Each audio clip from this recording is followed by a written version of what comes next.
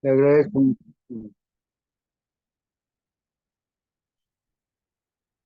Pasa a vosotros, amados hermanos. Les saludo en el nombre del Señor, agradeciéndole sus misericordias porque en días pasados, pues hemos sido como iglesia de Dios sumamente bendecidos, hemos tenido la oportunidad de renovar nuestros votos y en esa medida aquí estamos una vez más, hermanos. Gracias también a cada uno de ustedes por su paciencia,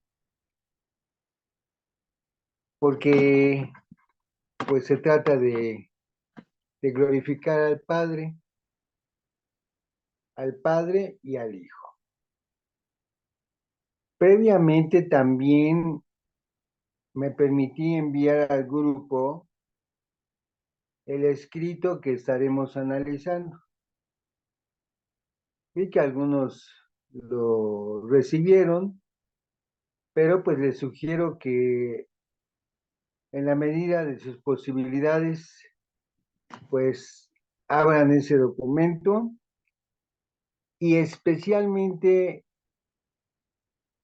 dense la oportunidad de corroborar lo que se está afirmando a través de las citas bíblicas. Son muchas y no vamos a poder leerlas todas, solamente leeremos las más importantes. El editorial de esta enseñanza habla en sus tres fases de Dios como el Padre, no, Dios en su esencia como tal. En el siguiente apartado habla de Dios el Padre para pasar al siguiente apartado de Dios el Hijo. Por lo pronto, ya hemos concluido en que, tal como lo estamos afirmando aquí, el Padre es Dios y el Hijo también es Dios. Repito, para no hacer más que confirmar lo que la Escritura nos enseña, bueno, pues les sugiero que lean y en la medida que puedan, háganle exégesis a cada cita para poder comprobar lo que se está afirmando bíblicamente. Porque al ser el Hijo, Dios también tiene sus funciones como Hijo, pero siempre como Dios. Y el Padre también tiene sus funciones como Padre. Me parece que solamente vamos a poder leer una en la primera sección donde dice Dios, si alguien lo tiene a la vista. Bueno, tenemos ahí varias citas, cuando menos son 10, 15 citas. Obviamente no podemos leerlas todas, pero en la unidad del espíritu, por favor, léanlo para que cuando no estemos de acuerdo, no estemos de acuerdo habiendo leído, no porque tengamos una idea errónea o una idea acertada o una idea personal. La idea es basarnos, apegarnos bastante bien a las escrituras y de esta manera creo que pues, seguiremos avanzando. Solamente como un pequeño paréntesis, quiero decirles que, pues obviamente, como ya lo hemos venido afirmando desde el principio, pues es una enseñanza que no se puede analizar en 20 minutos. Es una enseñanza que no se puede analizar en 2 sesiones. Tanto que si el tema del diabólico le dimos 40 sesiones menos una. Bueno, pues hablando del Padre y del Hijo, pues por ahí andaremos. Entonces, tengan paciencia, pero más que eso, saboren para que al final de estos estudios ya no ande preguntando, ni tenga dudas, ni tenga otras ideas que se aparten de la escritura bíblica. Así que en la primera sección, si no lo tienen al frente, ya lo tendrán, y si no, yo me guío. La idea es que por escrito ustedes tengan este tema, tanto para estudiarlo, pues como para enseñarlo también, para que no estemos en la necesidad de anotar citas, de repetir citas, eso, ahí está todo escrito. Y créame, hermano, hermana, joven, señorita, ministerio, que esto no ha sido de lunes a martes. Hacer este análisis ha llevado años. Así que aprovechémoslo. Empezando con lo que ya hemos afirmado y hemos comentado, que Dios, Elohim en hebreo, significa más de un ser. En algunos momentos va a parecer que estamos repitiendo lo mismo, pero no es exactamente, hermanos. Estamos afirmando y le vamos a ir dando la base bíblica para que pues tenga ese sustento. Por eso dijimos que Elohim en hebreo significa más de un ser. Hablamos y explicamos ya un poquito más de esto. Es, en este caso, una familia de seres de espíritu, seres espirituales. Dios es el creador y sustentador de todo lo que existe. Dios creó al hombre, dijo a nuestra imagen y conforme a nuestra semejanza. Génesis 1:26, con lo que ahí estamos denotando la pluralidad, no la singularidad, sino la pluralidad de seres existentes en la familia de Dios. Y en este caso estamos hablando en la pluralidad de dos seres espirituales sin que estén por separado, sino en la misma unidad, cosa que también ya hemos explicado. La familia Dios, o sea, Elohim, consiste, digo, actualmente de dos seres. Esa familia, Elohim, consiste de dos seres que, como bien sabemos, son el Padre y el Hijo. Y citamos algunas citas en Génesis, en Salmos, en Isaías, en el profeta Daniel, no se diga en Juan y en Romanos, y también en Efesios. También estamos citando Primera de Juan y el libro de Apocalipsis, pero ahora nos vamos a centrar en el libro de Colosenses, en su capítulo 12 al versículo 27.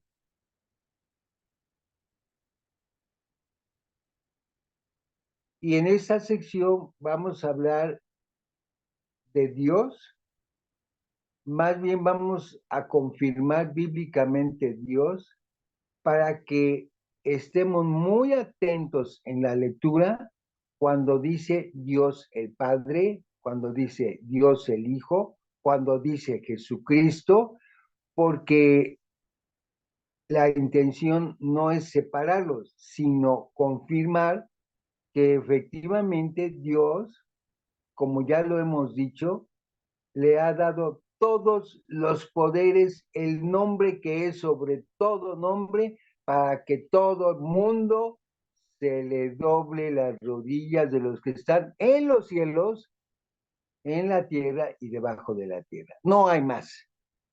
Por lo tanto, pues ya hemos venido afirmando que efectivamente es Dios. Si no fuera Dios, no estaríamos hablando, ni estaría Él en el lugar donde está, y no estaríamos nosotros en donde estamos.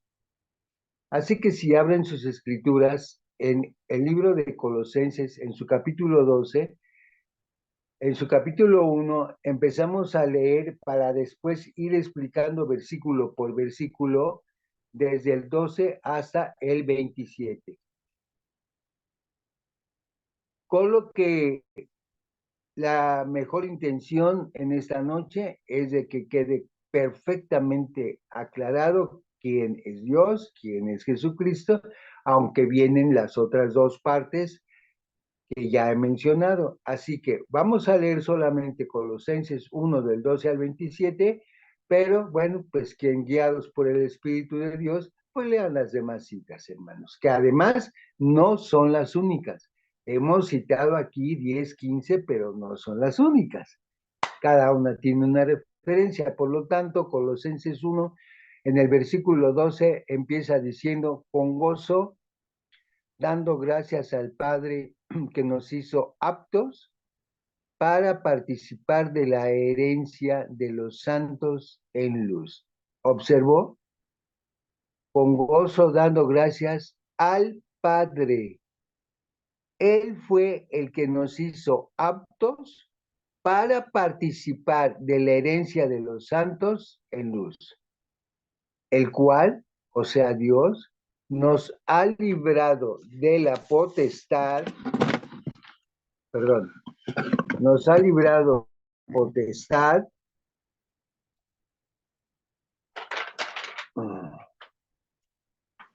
de la potestad de las tinieblas. El Dios nos ha librado de la potestad de las tinieblas y nos ha trasladado al reino de su amado Hijo. Entonces, uno es el Padre, otro es el Hijo. El Padre Dios está haciendo cosas importantes, pero el Dios Hijo sí tiene su reino. Por eso dice trasladado al reino de su amado Hijo. O sea, vayamos entendiendo con mayor claridad lo que hemos venido disertando 2 o 3 sesiones atrás. Versículo 14, en quien tenemos redención por su sangre. O sea, en Cristo, en quien tenemos redención por su sangre. El perdón de pecados. Enseguida habla de la reconciliación por medio de la muerte de Cristo. Él, hablando de Cristo, dice el versículo 15, es la imagen del Dios invisible. Dios que es invisible y al cual nadie lo ha visto, lo puede ver a través de Cristo, porque es la imagen del Dios que no se ve, el primogénito, o sea, Cristo, de toda creación. Versículo 16, porque en él, o sea, porque en Cristo fueron creadas todas las cosas, las que hay en los cielos y las que hay en la tierra, visibles e invisibles, sean cuales fueren tronos, dominios, principados o potestades. Todo fue creado, ya lo hemos dicho, por medio de él y para él. Y lo vamos a explicar más ampliamente.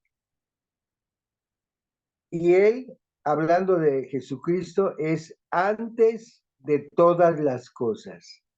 Antes de todas las cosas. Le vamos a dedicar con mucho amor y con mucha dedicación suficiente tiempo a esto, porque hay hermanos del ministerio de la Iglesia de Dios que aseguran la no preexistencia de Jesucristo. Repito, ministerio de la Iglesia de Dios asegura, por supuesto, no todos, no todo el ministerio, la no preexistencia. De modo que cuando aquí leemos que Cristo es antes de todas las cosas, hay quien dice que no, que Cristo no es antes de todas las cosas. O sea, ve la importancia de profundizar, no nada más de leer. Estamos leyendo, pero vamos a regresarnos al versículo 12 para ir explicando versículo por versículo nada más de esta cita, porque hay quien, así como en la iglesia de Colosas, en la actualidad, en los tiempos contemporáneos, en este siglo, aseguran que Cristo no fue antes de todas las cosas, negando las escrituras cuando dice que Él es antes de todas las cosas y que todas las cosas en Él subsisten, y que Él es la cabeza del cuerpo, que es la iglesia, el que es el principio, el primogénito de entre los muertos, para que en todo tenga la preeminencia. Y ya mandamos al grupo el significado de preeminencia.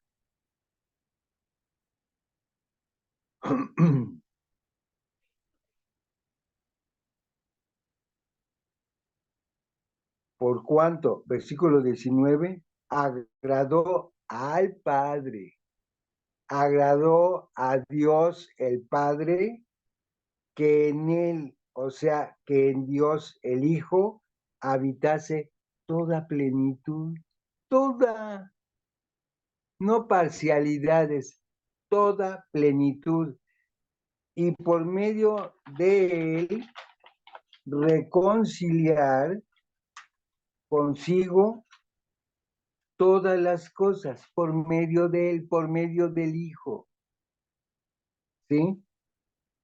Así las que están en la tierra como las que están en los cielos, haciendo la paz mediante la sangre de Dios Hijo, que es Jesucristo en la sangre de su cruz. Versículo 21, y a vosotros también, que erais en otro tiempo extraños y enemigos en vuestra mente, haciendo malas obras como buenos gentiles, ahora os ha reconciliado como pecadores arrepentidos. En su cuerpo, nos ha reconciliado en su cuerpo de carne, hablando de Dios Hijo. Nos ha reconciliado en su cuerpo de carne. Yo estoy seguro que mucha congregación ni siquiera han leído esto, ni han pasado su vista por estos pasajes, hermanos. Mucho menos un profundo análisis. Pero aquí está diciendo que nos ha reconciliado en su cuerpo de carne por medio de la muerte, para presentarnos. ¿Para qué? ¿Para qué murió? ¿Para qué vino? Para presentarnos santos y sin mancha e irreprensibles delante de Él, delante de Dios Hijo. Si en verdad permanecéis fundados y firmes en la fe y sin movernos de la esperanza del evangelio que habéis oído, el cual se predica en toda la creación que está debajo del cielo, del cual yo, Pablo, dice, fui hecho ministro. No fue nombrado que es que obrero, que es que ayuda, que es que diácono. No, no, no, no. Fue nombrado ministro y por el Altísimo. Los demás escalafones, discúlpenme, hermanos, pero son inventos de hombres. Dice, hablando del ministerio de Pablo a los gentiles, versículo 24, ahora me gozo en lo que padezco por vosotros y cumplo en mi carne lo que falta de las aflicciones de Cristo por su cuerpo, que es la iglesia. Bien sabido, ¿no? Que el cuerpo de Cristo es la iglesia y que la iglesia la conformamos los miembros, los que hemos sido justificados, rescatados y apartados, siendo santificados en su bendito nombre, de la cual fui nuevamente, dice Pablo, fui hecho ministro. O sea, ¿de cuál? Pues de su iglesia, de la iglesia de Dios. Pablo fue hecho ministro según la administración de Dios, no según la administración de los hombres que se corrompen. Según la administración santa de Dios, fue llamado ministro, que me fue dada para con vosotros. ¿Para qué, hermanos? No nada más para que digan el ministro fulano de tal, el ministro fulanito de tal. No, no para eso. Ya todo el mundo sabe que son ministros. No hay necesidad de estar diciendo el hermano ministro fulano, el hermano ministro fulano. No, no, no. Pablo fue nombrado una vez por la administración de Dios para que anuncie cumplidamente la palabra de Dios. Para eso, no para gozo y para ensoberbecerse como ministro, no, para que te pongas a trabajar cumplidamente. Cuando dice cumplidamente, es para que te pongas a trabajar en su totalidad. El misterio, versículo 26, que había estado oculto desde los siglos. Consecuentemente ya no está oculto.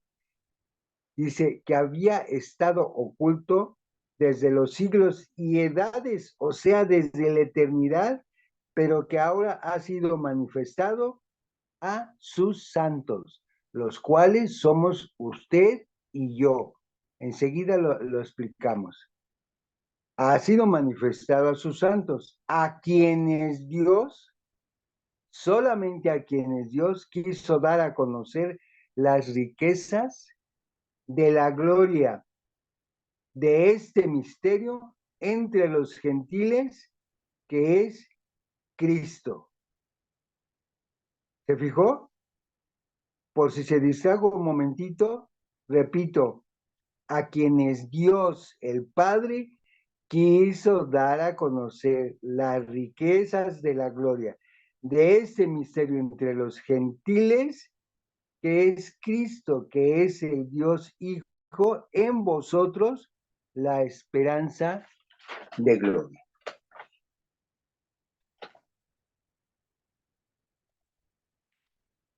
Aunque lo vamos a explicar versículo por versículo,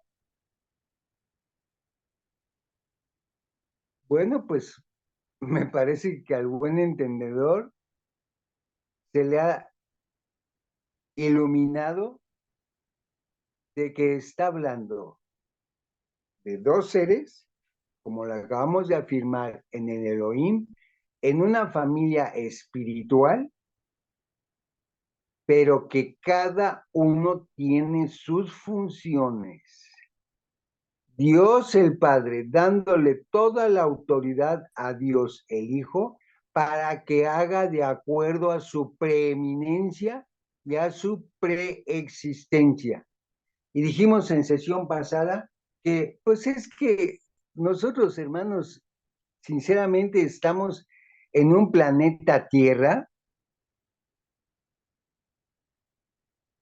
que todo el mundo conocemos el historial, pero que no, Dios no tiene esa, o sea, no se limita al planeta Tierra, hermano. No se limita a la humanidad tantos problemas que le damos. Dios tiene muchas cosas que hacer, igualmente importante que la salvación de esta humanidad. Por eso, todo lo que acabamos de leer, a reserva de explicar versículo por versículo, a través de su Hijo muy amado, en la carne y por la sangre de su cruz, viene a rescatarnos. Pero no es lo único que hace, hermanos. En su omnipotencia, el omni quiere decir el todopotente, el todo sabio, el todo santo, el todo espiritual. No se va a limitar a un planetita Tierra, hermanos, sin que desdibujemos nuestro propio planeta. Estaríamos limitando sus poderes. Por eso, en el versículo 12, en el versículo 12, vamos a ver de esta lectura que acabamos de tener, de hacer, y que es la única que vamos a hacer de todas las que están señaladas. ¿Sí, hermanos? En donde, en el versículo dice, en el versículo 12, dice que nos hizo aptos. Esta expresión significa hacernos suficientes, que nos nos llena de poder y nos da autoridad. La autoridad viene del Padre, no del hombre. El llamado viene del Padre, no del hombre, que incluso hace acepción de personas. Dios no califica solo a través de la obra finalizada del Salvador, no nada más los califica a través de esa obra. Aparte de la gracia de Dios por medio de Jesucristo, aparte de la gracia de Dios por medio de Jesucristo, todos los seres humanos solo estarían calificados para recibir la ira divina, sin Dios Hijo. Estaríamos solamente predestinados para recibir la terrible ira divina. Cuando habla de la herencia, habla de un patrimonio por el cual el género humano discute, pelea, se asesinan, se matan, pero aquí se está hablando de una herencia, de un patrimonio, porque cada creyente recibirá su propia porción individual del total de la herencia divina. O sea, una porción de la herencia te corresponde a ti y a mí como hijos de Dios, haciendo alusión a la parcelación de la heredad de Israel en Canaán. La tierra de Canaán tuvo sus parcelas y fueron designadas a cada tribu, menos a una que ustedes saben cuál fue. Cuando habla en luz, dice que en las escrituras se representa la verdad divina como luz, cosa que también sabemos, en sentido intelectual. Y la luz representa la pureza divina en sentido moral. La herencia de los santos existe en el dominio espiritual de la verdad y la pureza. Esa es la herencia. Nada corruptible, donde Dios mismo habita. En este sentido, la luz es un sinónimo del reino de Dios al cual estamos luchando por llegar, y más de uno nos ha puesto zancadilla, empezando por Satanás. Pero en la obra de Dios sus santos ángeles nos sacan adelante porque van delante de los que hemos de ser salvos. Cuando habla de que Dios nos ha librado, el verbo significa traer cerca o rescatar de lo lejos que estábamos, de lo que ni contábamos, hermanos. Nos ha traído cerca y de esta manera nos ha librado. Y se refiere a la manera como Dios obra nuestra liberación espiritual, como Dios obra nuestra liberación espiritual.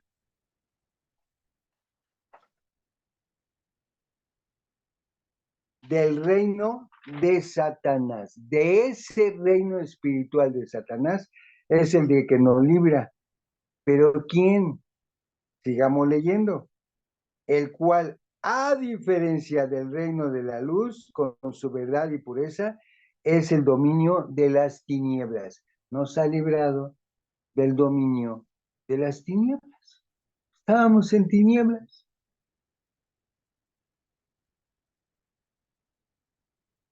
Y si Cristo no fuera Dios, pues jamás hubiera pensado en usted ni en mí. ¿Qué le podría interesar?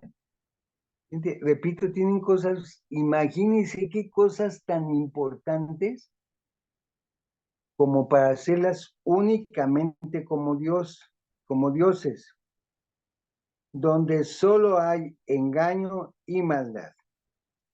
Cuando habla de un reino en su sentido más básico, un grupo de personas regidas por un rey, más que el futuro reino milenario sobre la tierra, se trata del reino eterno. Una vez más, está hablando más que del reino milenario en la tierra, más que el reino eterno. Un reino milenario en donde, además de que va a ser en la tierra, va a ser gobernado por Dios el Hijo. A más de que este reino de la gracia, por el cual cursamos usted y yo, lo gobierna Dios el Hijo. Y es un reino espiritual. Está hablando del reino milenial en donde definitivamente, hermanos, no se puede hacer de otra manera más que sujetarse a los poderes de nuestro Señor Jesucristo. Voy a hacer un pequeño break porque se me está descargando este aparatito. Voy a cambiar de conexión porque si no nos va a sacar de la conexión. Vamos a ver si aquí podemos hacerlo. A ver, hermanos. Sí, ya estamos. Ahora estamos hablando acerca del reino de la luz. Qué barbaridad. Ya me quedé sin luz. Pero vamos a intentarlo, hermanos. Permítanme.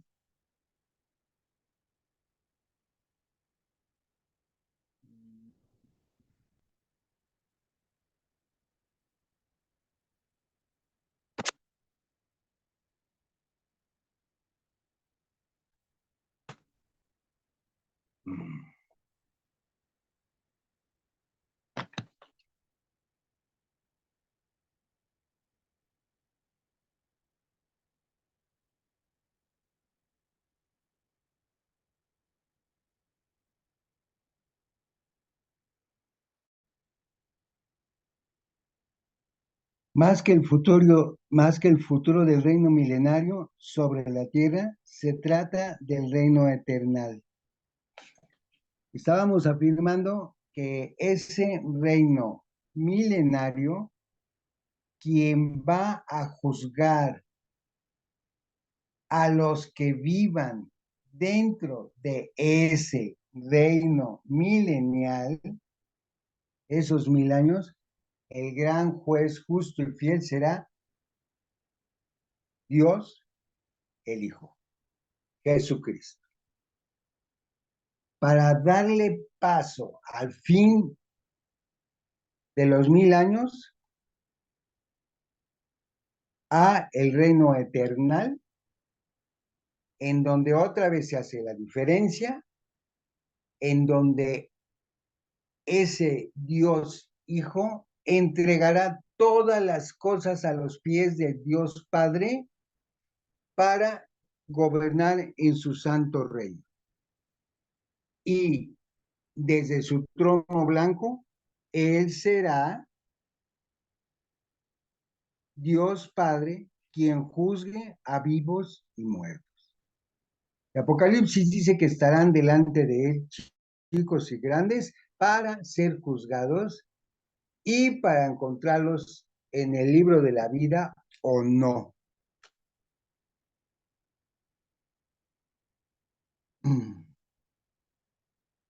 Los creyentes, tanto en la actualidad como en la eternidad, por virtud de su relación espiritual con Dios, bajo el cuidado y la autoridad de Jesucristo, su amado Hijo.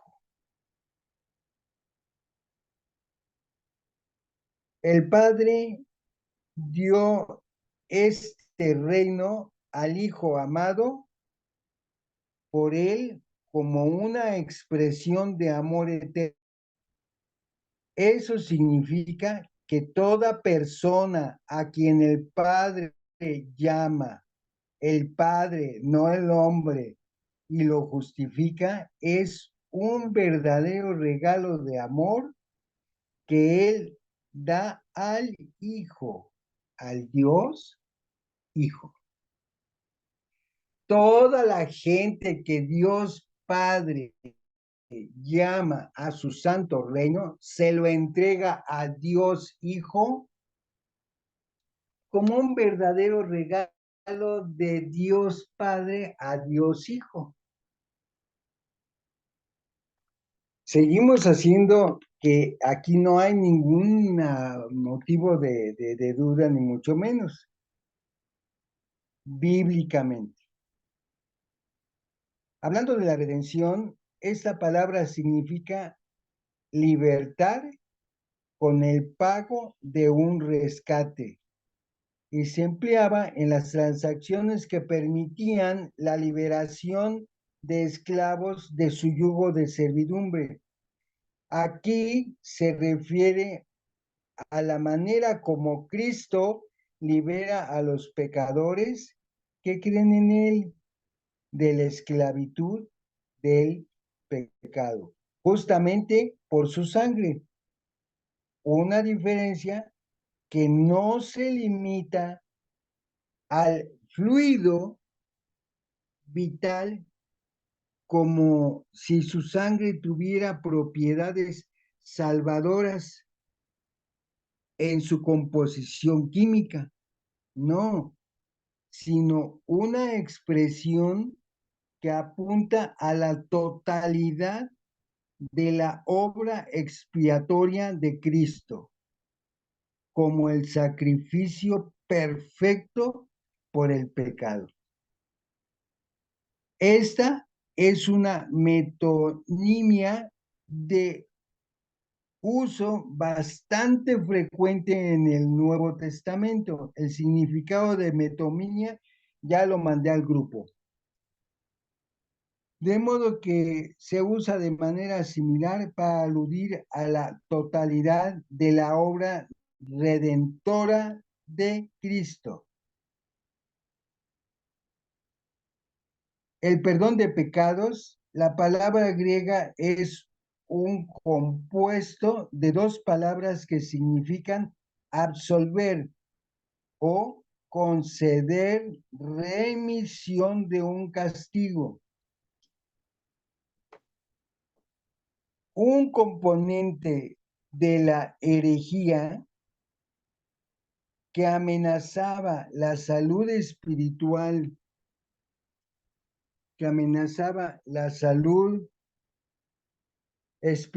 de la iglesia de Colosas, era la negación de la deidad de Cristo. Pablo lo tomó sencillamente como una verdadera herejía, negar la deidad de Cristo.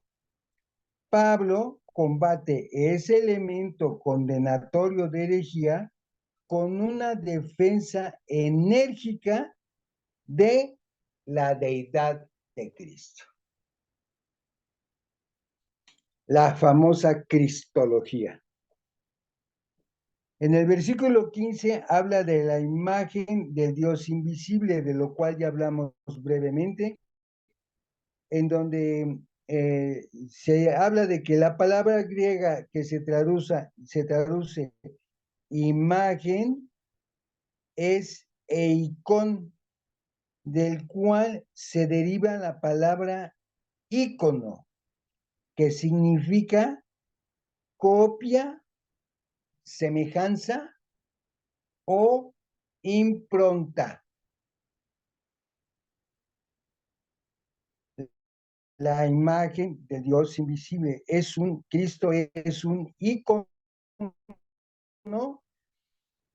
de la imagen del Dios que nadie ha visto y que significa una copia o semejanza. Jesucristo es nada más la imagen perfecta y la semejanza idéntica de Dios, lo cual significa sencillamente pues que Él es Dios y que posee todos los atributos de Dios. No hay uno que no tenga o que no posea. Lo cual ha sido así, escuchen bien hermanos, desde la eternidad y hasta toda la eternidad. Palabras contra los que a los hermanos en Colosa les llamaron herejes por negar las escrituras, cosa que se sigue repitiendo en la actualidad, triste y lamentablemente. Pero esto ha sido desde la eternidad y hasta la eternidad.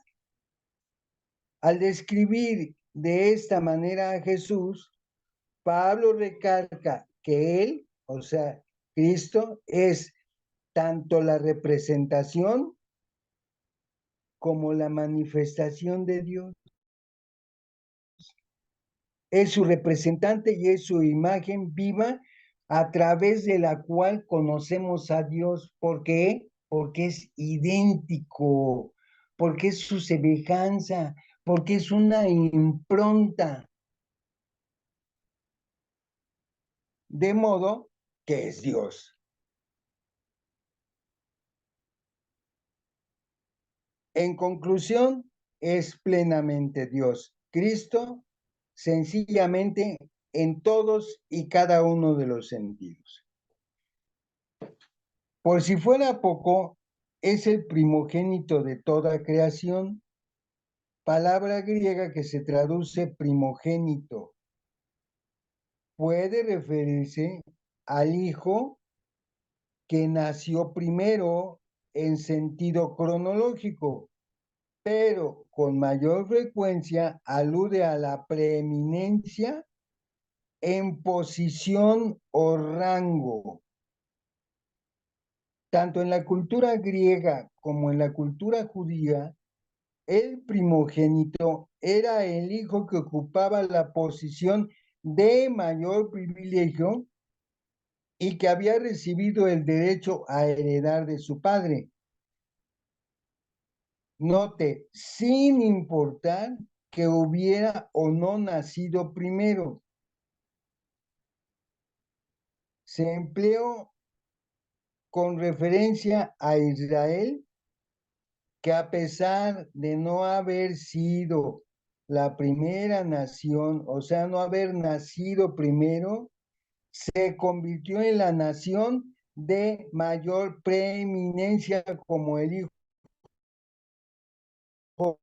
pródigo, primogénito, perdón. La primogenitura alude en este y no a un orden de creación. O sea, no se refiere a la creación en término cronológico, sino al término más alto, con lo cual le da la preeminencia, la elección, la virtud, el privilegio, aunque dijo no haya nacido primero, aunque nunca antes nació alguien más antes de Jesucristo, y por lo tanto se lleva la calificación de primogénito cronológicamente y se lleva la calificación de primogénito en cuanto a virtudes. Por varias razones, lo que acabamos de decir, Cristo no puede ser primogénito y unigénito al mismo tiempo. No puede ser los dos al mismo tiempo.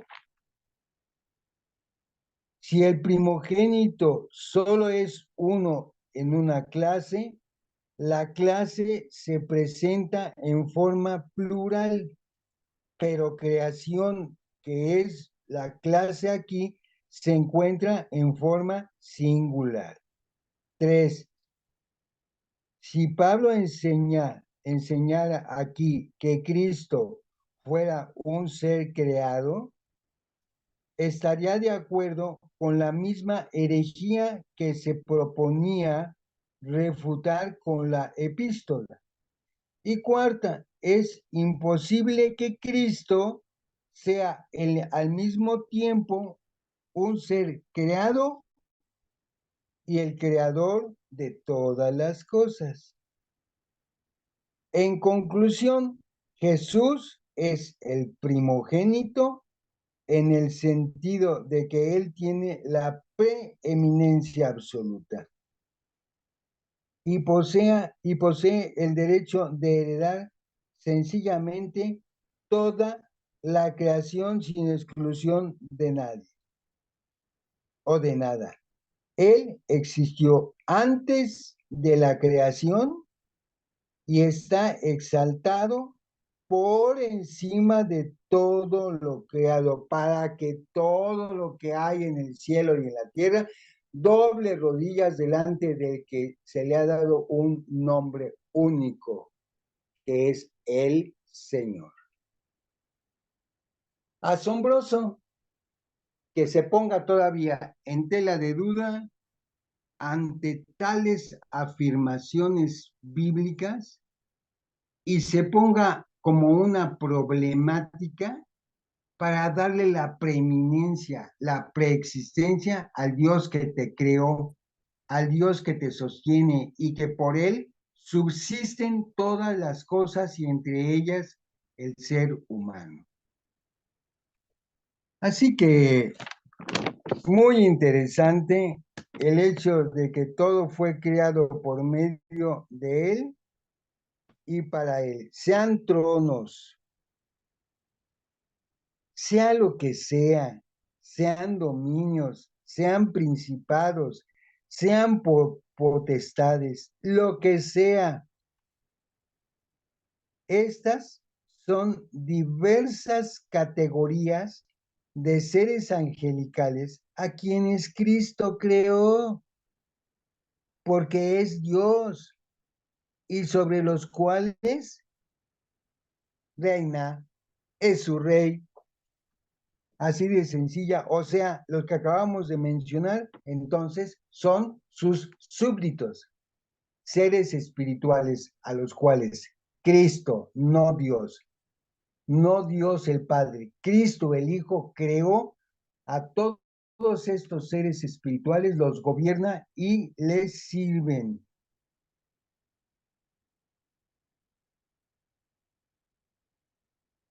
Son diversas categorías de seres angelicales a quienes Cristo creó y sobre los cuales reina. No se especifica si son santos o caídos, porque sencillamente Él es Señor de ambos grupos.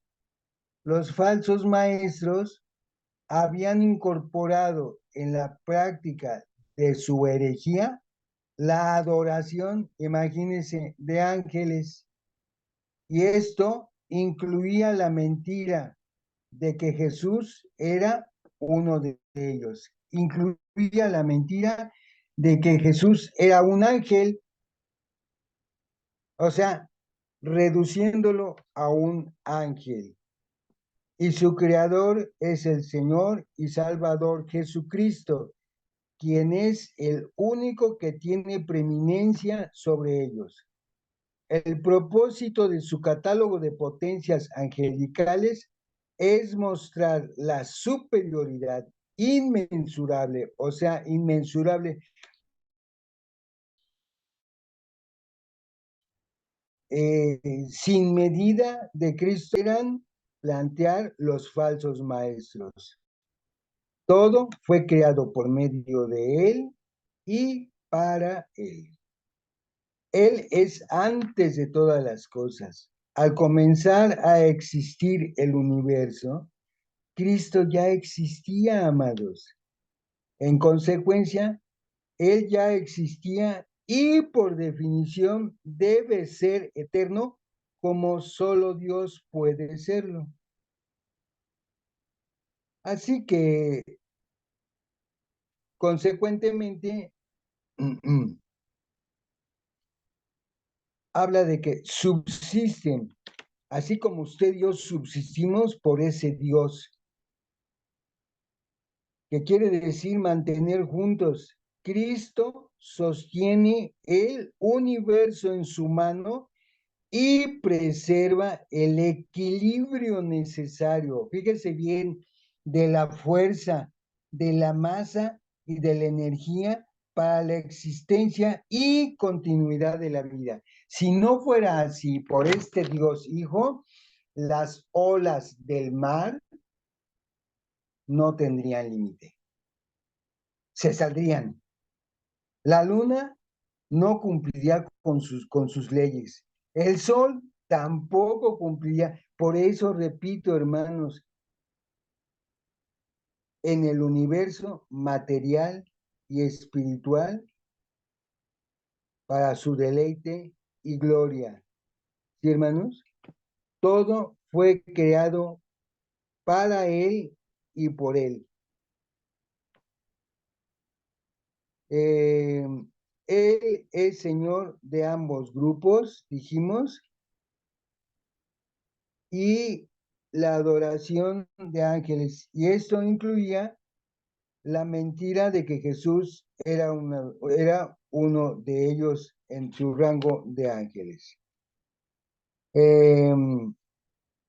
Jesucristo es quien mantiene el equilibrio, no nada más de la creación, hablando de la fuerza, de la masa y de la energía para su existencia y continuidad de la vida, sino todo esto lo hace en el organismo humano, suyo y mío, de un equilibrio tan maravilloso, ¿sí? Que mantiene nuestro nivel de glucosa a su medida para la continuación de la vida. Dios, Cristo, es el que mantiene la presión a su nivel para que no suba ni baje.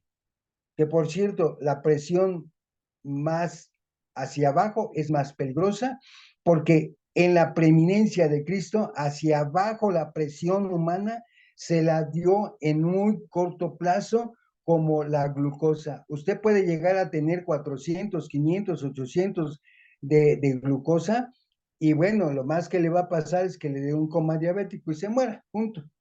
O no se muera, pero hacia abajo, ¿sí?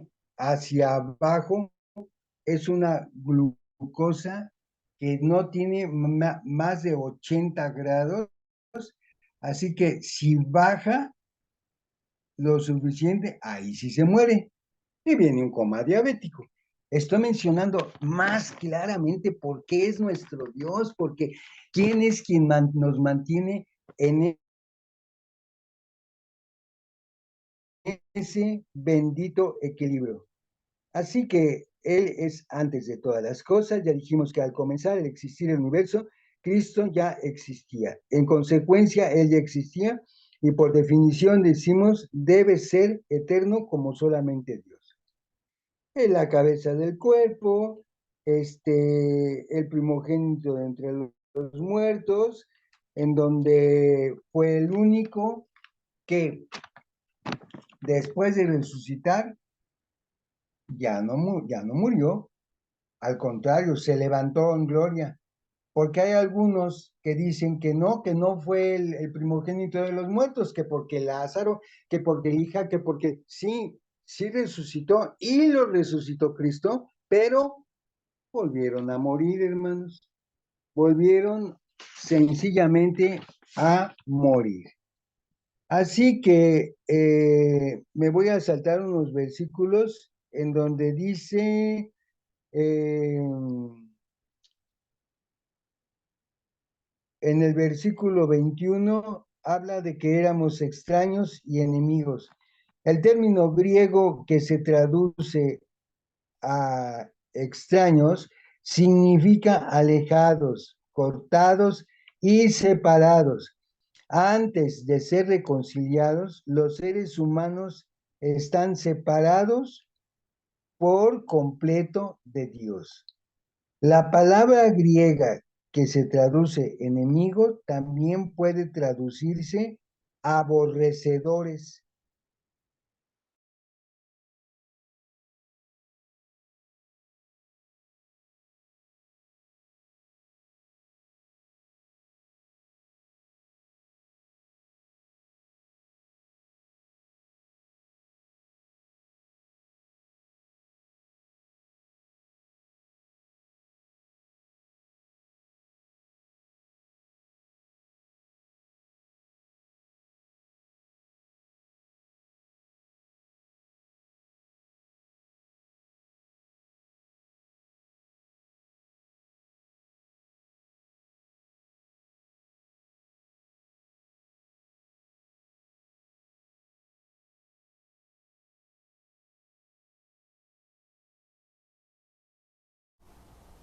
Tiene desactivado el audio, mi hermano Gad.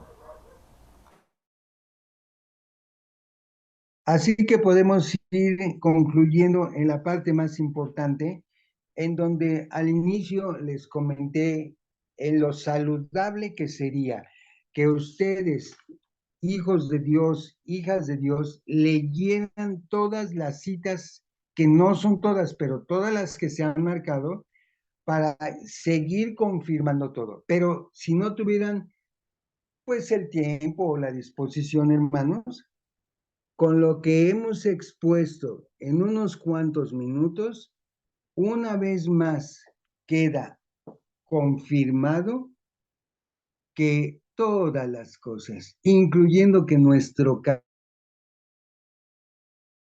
caminar, nuestro caminar se debe a Él. Hay quien al resucitar del sueño dice, qué bueno que Dios nos dio todavía el soplo de vida. Ese soplo de vida lo da Cristo, porque por Él subsisten todas las cosas. Y aunque no somos cosas, somos seres humanos, pero por Él subsistimos. La próxima reunión vamos a hablar de Dios el Padre, por si fuera poco, porque al principio de estos temas dijimos que vamos a hablar hasta la saciedad, hasta que se aburran. Bueno, no creo que se aburran, hasta la saciedad, para que, como dije al principio, no queden dudas, hermanos. Y se levante usted con ese espíritu, ¿sí? En la seguridad de que usted tiene un solo Dios en la dualidad de Dios. Y que el hecho de negarle la preeminencia y la preexistencia y negar que Cristo solamente es un ángel, Pablo dijo, es una herejía. Así que librémonos, hermanos. Y qué bueno que tenemos a ese Dios. Vamos a seguir estudiando porque respecto a lo que hablamos ahorita brevemente, respecto a que si Cristo es creado o engendrado, lo vamos a hablar con amplitud, ¿sí, hermanos? Así que hay mucha tela para cortar, hermanos. Así que preparen sus tijeras porque tenemos mucho, mucho por estudiar. Textos que dije, a lo mejor no tan seguro, pero tengo la impresión que no se han leído a fondo todos estos versículos. Les invito a que lo lean y les invito a que pasen una buena noche en la seguridad de que usted tiene a Cristo como su Dios. Gracias por escuchar, gracias por mantener sus sentidos espirituales abiertos y les deseo una de las mejores noches, pero especialmente que el Santo Espíritu de Dios nos ampare y que por Él subsistamos. Que Dios les bendiga, amados hermanos, y paz a vos.